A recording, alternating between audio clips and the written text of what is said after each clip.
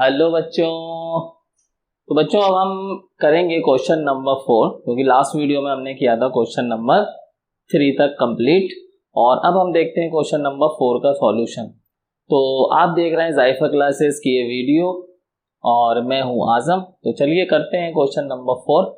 और कैसे हैं आप लोग? मैं दुआ करता हूं कि आप लोग सब लोग अच्छे से हों। और कैसी चल रही है आप लोगों की स्टडी? तो जाहिर सी बात है, मुझे लगता है ज़्यादा कोई ख़ास नहीं चल रही होगी, लेकिन करिए और मेहनत करते रहिए, बार बार करिए, सॉल्यूशन तो आ जाएगा। बिल्कुल बार बार आप वीडियो भी देख सकते हैं, जहाँ पर आपको आता है स्किप करके आगे बढ़िए और देखते रहिए और करिए, प्रैक्टिस करिए, क्योंकि मैथ जो है वो प्रैक्टिस से ही होगा। तो क्वेश्चन है हमारे पास, question number 4। One of the two digits of a two digit number is 3 times. देखिए यहाँ पर क्वेश्चन में कहा गया कि one of the two digits of a two digit number. ठीक है, यहाँ पर 2 डिजिट नंबर है। बुक में देख लेता हूँ मैं, यहाँ पर कुछ मिस हो गया लिखने में। One of the two digit of a two digit number, 2 digit number है यहाँ पर, 2 डिजिट नंबर ये is 3 times the other digit. तो 2 डिजिट का नंबर है कोई एक, जैसे कि 54 है और यह 63 है, इस तरीके की 2 डिजिट का नंबर है। और क्वेश्चन में कहा गया है कि इस 3 टाइम्स द अदर डिजिट। तो एक डिजिट जो है उसमें से, ठीक है, उसमें से एक डिजिट जो है वो दूसरी डिजिट से 3 टाइम्स ज्यादा है। ठीक है, अब कौन सी डिजिट ज्यादा है यहाँ पर एक्सप्लेन नहीं किया गया, उसको नहीं बताया गया। कोई सी भी ज्यादा हो सकती है। और कहा गया कि if you interchange the digit, अगर आप डिजिट को इंटरचेंज कर देते हैं, मतलब ये डिजिट इधर आ जाए और ये वाली डिजिट इधर चली जाए, तो ये नया नंबर बनेगा। ठीक है, तो अगर आप डिजिट को इंटरचेंज कर देते हैं, दिस 2 डिजिट नंबर, अब जो नया नंबर आएगा, and add the resulting number to the original number. अब ये जो नया नंबर आया उसे ओरिजिनल नंबर में अगर हम ऐड कर दें, जो पहले नंबर था, मतलब 63 और नया नंबर मिला 36, इसे ऐड कर दें तो हो जाता है 88। उस नंबर के हिसाब से, इसके हिसाब से नहीं, ये तो एग्जाम्पल के तौर पे लिया है। ठीक है, यहाँ पर तो हो रहा है 99, लेकिन वो हो रहा है 88। ठीक है, तो अब देखते हैं, ये पूछना चाह रहे हैं कि वो नंबर क्या है, पहले वाला नंबर क्या है। ठीक है, तो अगर हम उसमें से 1 प्लेस डिजिट को x मान लें, ठीक है, लेट, चलिए देखिए सॉल्यूशन देखिए। ठीक है, तो लेट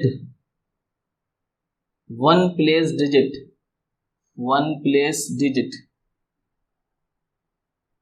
टू बी x मान लिया। अगर 1 प्लेस डिजिट को हम x मान लें तो 10 प्लेस डिजिट क्या हो जाएगी, 10 place digit, 10 place digit to be, तो 10 प्लेस डिजिट हो जाएगी 3x, क्योंकि उसने कहा है कि एक डिजिट दूसरी डिजिट से 3 टाइम्स ज्यादा है। अब कौन सी ज्यादा है ये नहीं कहा। ठीक है, इसको अगर 10 प्लेस डिजिट को x रखोगे तो ये 3 टाइम्स ज्यादा हो जाएगी। ठीक है, तो कुछ भी हम कर सकते हैं, हम 1 प्लेस को x मान ले सकते हैं, 10 प्लेस डिजिट को भी x मान सकते हैं। अगर हम 10 प्लेस डिजिट को x मानेंगे तो 1 प्लेस डिजिट 3x हो जाएगा, और अगर 1 प्लेस डिजिट को x मानेंगे तो 10 प्लेस डिजिट 3x हो जाएगा। आप कैसे भी कर सकते हैं, आंसर सेम आएगा। ठीक है, अब नंबर क्या होगा? तो इससे पिछले क्वेश्चन में, जो हमने लास्ट क्वेश्चन किया था, उसमें मैंने आपको बताया था कि जैसे कि हमारे पास नंबर लिखा है 26, तो 1 प्लेस डिजिट की प्लेस वैल्यू 6 ही रहेगी, इंटू 1 इक्वल टू 6, और 10 प्लेस डिजिट की वैल्यू 2 इंटू 10 हो जाएगी, तो ये हो जाएगा 20। अब हम इनकी प्लेस वैल्यू को ऐड कर दें तो नंबर आ जाएगा 26। ठीक है, तो यहाँ पर क्योंकि हमारे पास ऐसा नंबर नहीं है, ठीक है, वहां वेरिएबल में है, तो हम यहाँ पे निकाल लेते हैं प्लेस वैल्यू।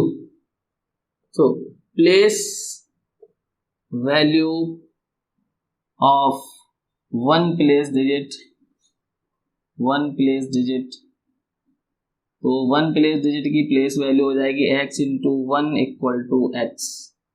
ठीक है, और प्लेस वैल्यू निकाल लेते हैं, place value of 10 place digit, 10 place digit, तो 10 प्लेस डिजिट की प्लेस वैल्यू आ जाएगी 10 into 3x equal to 30x। ठीक है, तो नंबर हो जाएगा हमारे पास, नंबर हो जाएगा x प्लस 30x। इसका मतलब 31x, 30x and 1x, 31x sorry 30 plus x 31x। Question कह रहा है इंटरचेंज कर दो इसको। ठीक है, डिजिट को इंटरचेंज कर दो, तो इंटरचेंज कर देते हैं। ठीक है, इंटरचेंज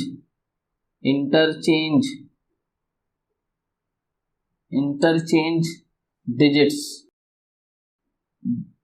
सॉरी इंटरचेंज डिजिट्स। ठीक है, इंटरचेंज कर दिया तो 1 प्लेस डिजिट हो गई, 1 प्लेस डिजिट हो गई, 1 प्लेस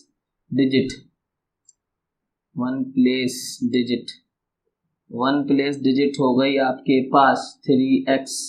ठीक है, 10 प्लेस डिजिट हो गई आपके पास, 10 प्लेस डिजिट हो गई आपके पास x।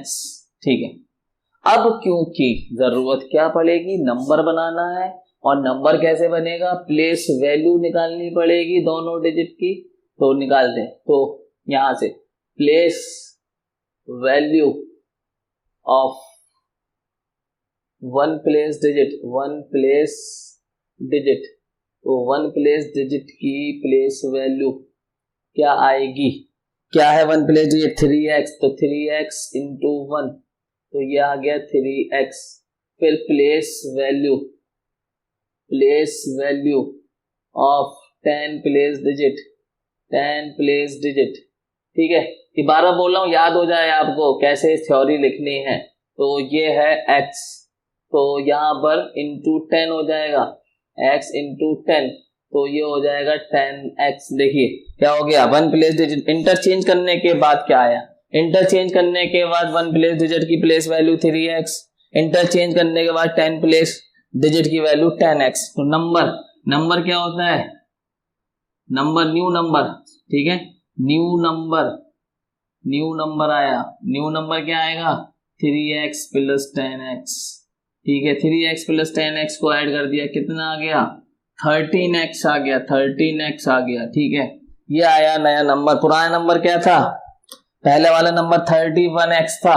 क्या कह रहा है क्वेश्चन कह रहा है कि and add the resulting number. अब जो नया नंबर आया, वो रिजल्टिंग नंबर आया ओरिजिनल नंबर में ऐड कर दो टू द ओरिजिनल नंबर, तो 88 हो जाएगा अकॉर्डिंग टू क्वेश्चन। कह रहा है कि इस 13x को ऐड कर दो 31x में, तो 88 हो जाएगा। ये कितना हो गया 13 एंड 31 44x इक्वल टू 88, तो x equal to 88 upon 44 divide करेगा। ठीक है, तो 44 1 द 44, 44 2 द 88, x इक्वल टू 2, तो 1 place digit equal to 2, 10 place digit equal to x की जगह पे 2, 2 3 ज 6, तो नंबर क्या हो जाएगा, यहां पे रख दो 2, 2 1 ज 2, 2 3 ज 6, 62, और नया नंबर क्या आएगा, यहां पे रख दो 2 3 ज 6 एंड 2 3 ज 6, 2 1 ज 2, 26, तो 62 एंड 26। ठीक है, तो रफ करेंगे यहां पर, इसे जल्दी से नोट करिए जल्दी से, यहां पर रफ करते हैं थोड़ा सा। इसके बाद यहां से करना है। ठीक है, इसके बाद यहां से करना है। चलिए, तो यहां से नाउ, ठीक है, नाउ अब क्या करना है, तो 1 प्लेस डिजिट क्या आ गई हमारी x है, तो यहां पर क्या हो जाएगा, x की जगह पे 2 रख दो, तो 2 आ गई हमारी 1 प्लेस। अच्छा, ये हमारी 10 प्लेस डिजिट हमारी क्या थी 3x थी, तो x की जगह पे क्या रख दो 2, x की जगह पे क्या रख दो 2 रख दो, तो ये क्या आ गया 6। तो नंबर क्या हो गया, नंबर क्या है हमारा, ये है नंबर हमारा क्या हो गया, नंबर हमारा क्या था, नंबर हमारा था 31x, तो x की जगह पे 2 रख दो, तो ये आएगा 2 1 2 2 3 62। ठीक है, क्या आ गया नंबर, क्या आ गया 62, और इंटरचेंज करने के बाद क्या हो रहा है, इंटरचेंज डिजिट्स, तो इंटरचेंज कर दिया डिजिट्स को, तो हमारा नंबर क्या आ रहा था 13x, तो x की जगह पे 2 रख दो, 2 3 is 6, 2 1 is 2, 26। तो नंबर हमारे क्या हो गए, 26 और 62, ये दो नंबर हमारे हो गए। अब 60, क्योंकि वहां पर हमने कहा था कि यहाँ पर 1 प्लेस और 10 प्लेस को एग्जैक्टली एक्सप्लेन नहीं करा है क्या क्या है, तो इस वजह से हमारा आंसर 26 भी हो सकता है, 62 भी हो सकता है। और एनसीईआरटी सॉल्यूशन का जो आंसर दिया हुआ है उसमें दोनों ही आंसर दिए हैं, 26 भी दिया है और 62 भी दिया है। ये था हमारा क्वेश्चन नंबर 4। तो कैसा लगा इसका सॉल्यूशन मुझे कमेंट्स करके जरूर बताइए। Thank you very much. बच्चों करते हैं क्वेश्चन नंबर 5, और क्वेश्चन नंबर 5 मैंने लिख दिया है बोर्ड पर। तो चलिए पहले पढ़ते हैं, क्वेश्चन को समझते हैं और फिर इसका सॉल्यूशन करते हैं, क्योंकि क्वेश्चन को समझना बहुत ही इंपॉर्टेंट है। अगर क्वेश्चन समझ में आ गया कि क्वेश्चन पूछना क्या चाहता है तो फिर बहुत आसान हो जाता है। अगर यही समझ में नहीं आया कि क्वेश्चन पूछना क्या चाह रहा है तो फिर मामला खराब हो जाएगा, आंसर गलत हो जाएगा। अब देखिए यहाँ पर थोड़ा सा समझने वाली बात है, क्योंकि ये क्वेश्चन ऐसा है कि इसमें जल्दी में क्या होता है कि हम लोग गलत इसको क्वेश्चन को समझ लेते हैं, और वो कहाँ पर समझते हैं गलत वो मैं समझाऊंगा। पहले क्वेश्चन पढ़ते हैं। तो Shobo's mother's present age is 6 times Shobo's present age. तो शोबो की माँ की जो एज है वो शोबो की एज से 6 टाइम्स ज्यादा है। यानी क्या मतलब, शोबो की जो भी एज है, मान लो शोबो 2 साल का है तो माँ कितने की हो जाएगी 6 टाइम्स ज्यादा, मतलब 6 2 12। ऐसा नहीं होगा लेकिन एक एग्जाम्पल के तौर पे मैंने कहा, मान लीजिए शोबो 10 साल का है तो उसकी माँ कितने साल की हो जाएगी 6 टाइम्स ज्यादा, तो 60 की हो जाएगी उसकी माँ। ठीक है, ये हो सकता है। चलिए आगे क्या कहना है कि Shobo's age 5 years from now will be. Shobo की एज 5 साल बाद जो होगी, ठीक है, वो 1/3 होगी, 1/3 of his mother's present age. यहाँ पे गड़बड़ होती है, मदर की एज जो है वो प्रेजेंट है, ठीक है, अभी की, ठीक है, मदर की एज जो है वो प्रेजेंट वाली ही लेनी है, और शोबो की एज हो जाएगी 5 years बाद की, 5 साल बाद की एज शोबो की। तो अब शोबो की एज 1/3 होगी अपनी माँ की प्रेजेंट एज से, और जब शोबो की प्रेजेंट एज लेंगे तो 6 टाइम्स है उसकी माँ की एज, ठीक है। और इसका 1/3 का मतलब क्या हुआ कि जब शोबो की हमने प्रेजेंट एज ली तो उसकी माँ की जो एज थी वो 6 टाइम्स थी, और जब शोबो की 5 साल के बाद की एज ले रहे हैं तो माँ की एज 3 टाइम्स हो जा रही है, ठीक है, 1/3 से ये मतलब निकल रहा है। तो चलिए देखते हैं और करते हैं सॉल्यूशन इसका। यहाँ पर गड़बड़ होता है, मैंने समझाया आपको कहाँ पर गड़बड़ हो सकता है, ठीक है, क्योंकि क्या होता है जल्दी में माँ की भी 5 साल बाद की एज ले लेते हैं तो वहां पर मिस्टेक होती है।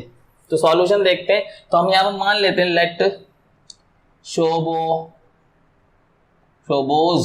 ठीक है, शोबो की present age to be X मान लेते हैं, ठीक है, एक्स ईयर का है वो, एक्स ईयर्स का, ठीक है। तो उसकी माँ की एज अकॉर्डिंग टू क्वेश्चन क्या हो रही है, शोबोज मदर्स प्रेजेंट एज। देखिए यहाँ पे क्या शोबोज की प्रेजेंट एज मानिए आप, शोबो की माँ की प्रेजेंट एज कितना है 6 टाइम्स है, तो 6x ईयर्स हो जाएगी, 6 गुना ज्यादा है शोबो की एज से, ठीक है। अब ये तो हो गया क्लियर, ठीक है। अब क्वेश्चन क्या कह रहा है, क्वेश्चन कह रहा है 5 years फ्रॉम नाउ, ठीक है, तो यहां पहले लिखते हैं 5 years फ्रॉम नाउ, ठीक, अब से 5 साल बाद, ठीक है।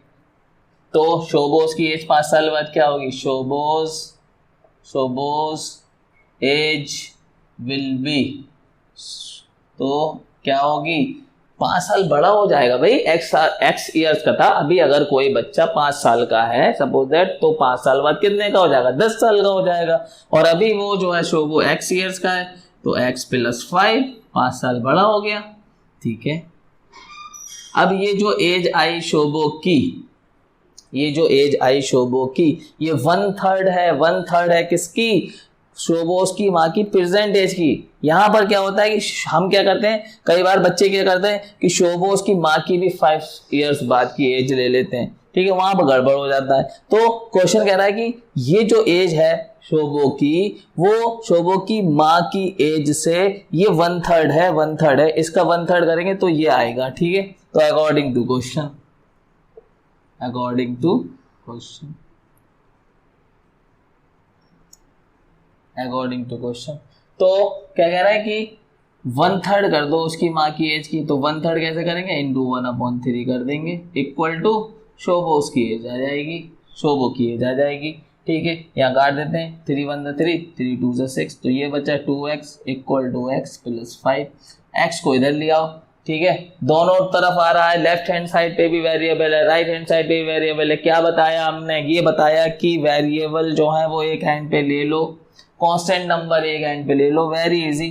तो यहाँ पर ले आते हैं इसे, 2x minus x equal to 5, तो x इक्वल टू 5, तो शोभो की एज क्या हो गई, क्या माना था शोभो की एज को, x माना था, और x की वैल्यू आ रही है 5, तो यहाँ लिख लेते हैं इसको, यहाँ लिख लीजिए, चलिए यहाँ पर लिख लीजिए, चलिए ठीक है। शोबोज एज